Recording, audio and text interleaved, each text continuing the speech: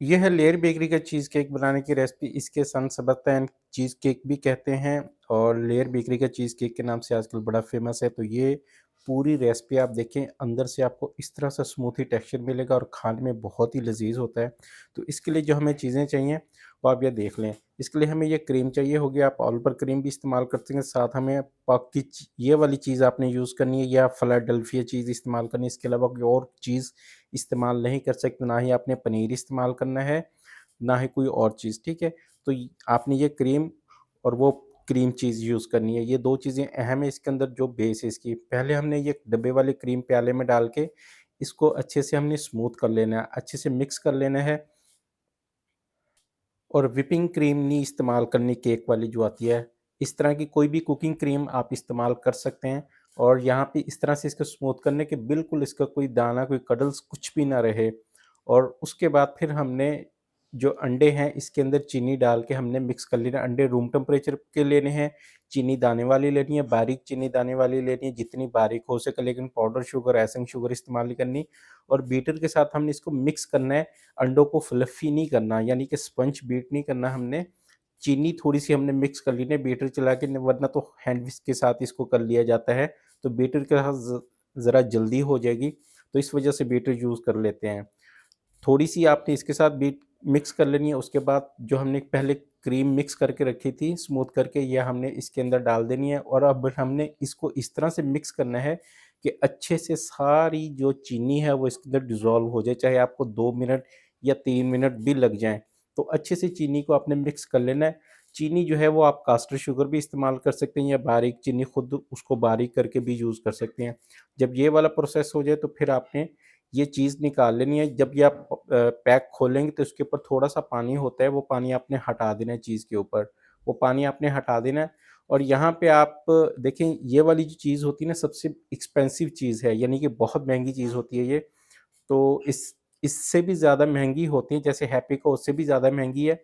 लेकिन आपने यहाँ ईरानी चीज़ नहीं इस्तेमाल करनी है। अगर आप इसको सस्ता करना चाहते हैं तो फिर ईरानी चीज़ इस्तेमाल कर लें, लेकिन अगर आप टेस्ट चाहते हैं तो फिर ईरानी चीज़ के करीब भी नहीं आपने जाना। और सस्ता करने के लिए ईरानी चीज़ डाल सकते हैं या आधी डाल सकते हैं, तो उससे ये सस्ता तो हो जाएगा लेकिन टेस्ट में बहुत फ़र्क आएगा। अगर आप प्रॉपर टेस्ट चाहते हैं जो इसका होता है, तो फिर आपने ये चीज़ इस्तेमाल करनी है।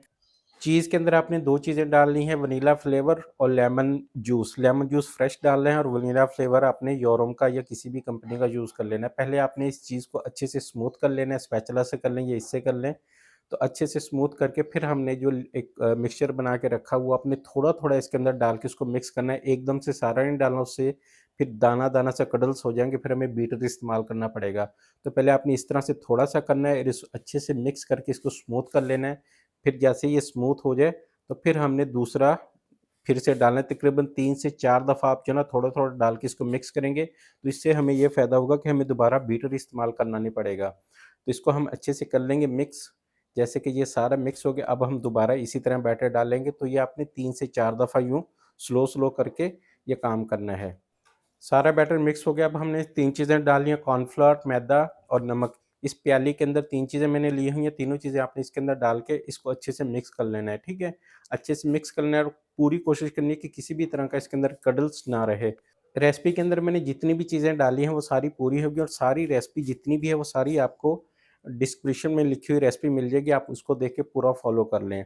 और जो चीज़ आपको ना समझ में आए या तो मुझे व्हाट्सएप पे पूछ लीजिए या कमेंट्स करके पूछ सकते हैं, इंशाल्लाह मैं आपको ज़रूर गाइड कर दूँगा। जब ये सारा बैटर मिक्स हो जाए तो इसको एक मर्तबा छानना लाज़मी है और आपने इसी तरह प्याले में छानना है, कभी भी पैन के ऊपर रख के इसको नहीं छानना कि जिस पैन में आपने बेक करना है उसमें नहीं छानना, उससे ये इधर-उधर लग जाता है, जिससे फिर पैन के ऊपर जो हम कागज़ लगाते हैं, जो पेपर लगाते हैं उसके ऊपर धब्बे आ जाते हैं, वो जलते हैं। तो वो नहीं करना, पहले इस तरह छान लेना है। फिर उसके बाद ये जो मैंने पैन लिया हुआ है ये 7 बाई 7 का पैन है और उसके अंदर इस तरह से ब्राउन पेपर आपने थोड़ा-सा यूँ करके फिर आपने लगाना है ताकि आसानी से एडजस्ट हो जाए। और दूसरी इस चीज़ का कोशिश करनी है कि जितने भी इसके सलवटें हैं, जितने भी कर्व्स हैं, ये अच्छे से आपने दबा देने हैं, क्योंकि जितने भी आड़े-टेढ़े होंगे अगर ज़्यादा को अंदर की तरफ हुआ वो सारा केक के अंदर आएगा।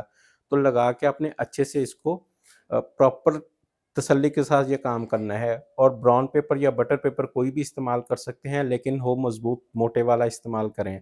जब ये पूरा हो जाए तो फिर हमने ये बैटर इसके अंदर डाल देना है, ठीक है? इसके अंदर डाल देना और इसको जो बेक करने के लिए आपने हीट रखनी है, वो आपने 210 की हीट रखनी है, कम से कम 210 की हीट होनी चाहिए।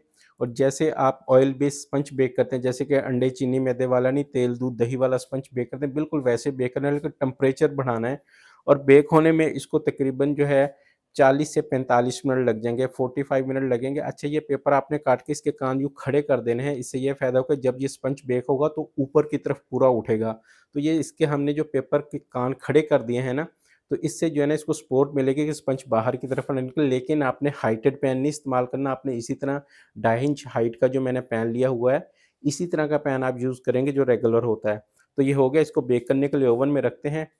तो ओवन का जो टेम्परेचर है वो मैंने 210 रखा हुआ है और नीचे वाली रॉड ऑन है और इसके अंदर फ़ैन है, तो मैंने फ़ैन भी ऑन किया हुआ है। अगर आपके पास गैस ओवन है तो कोई मसला नहीं।